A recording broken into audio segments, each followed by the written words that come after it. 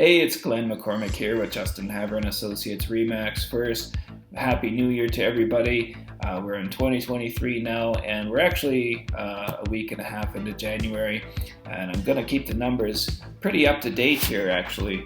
So let's jump right into it. I've got some stats for you, all right?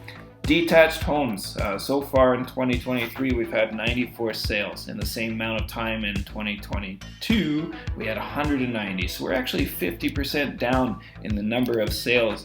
And at the same time, we have 29% higher inventory.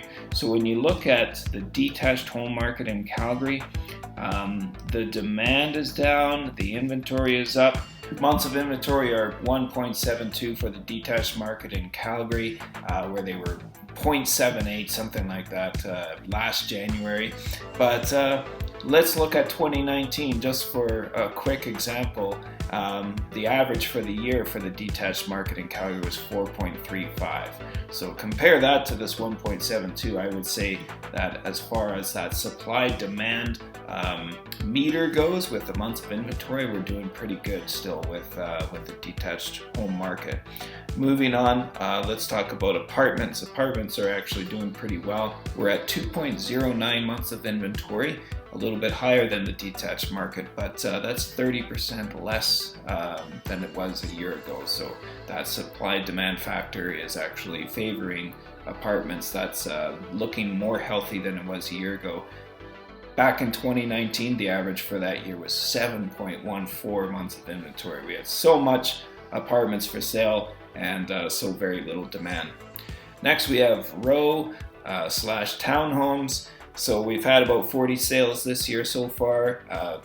Compare that to 49 a year ago. A small difference, 18%. Sounds bigger, but for 40 to 49, isn't too bad.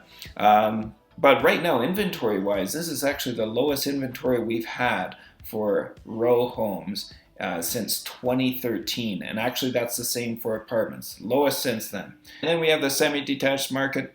We're sitting at 2.62 months of inventory. That's the closest to favoring the buyers out of all those four categories. And that's 113% higher than it was last year. Let's talk about a few factors that are affecting the decisions of buyers and sellers out there. First of all, we have interest rates. We know that they're very high. It's affecting buyers in two ways. One is they look at their monthly payments, what they're going to look like, and that scares them. And the second thing is that their ability to afford the home that they want is more affected as well, because you can only get pre-approved for so much because the banks do factor in the interest rates. So that's going to put some buyers on the fence, and it's going to lower the number of sales that we see for the next little while. The other thing is prices. So some buyers are also expecting prices to come down, but let me be clear about one thing here. And this has always been true as long as I've been an agent, almost 15 years now. I find that interest rates are so much more important than the price of the home, because it affects what you're going to be able to get approved for, and it very much affects what your payments are going to be. When you actually look at when we have a decent interest rate out there, when you look at how much an extra $50,000 in the home value does to your mortgage, it's really not that much. But then you increase the interest rate several percent, that $50,000 is huge.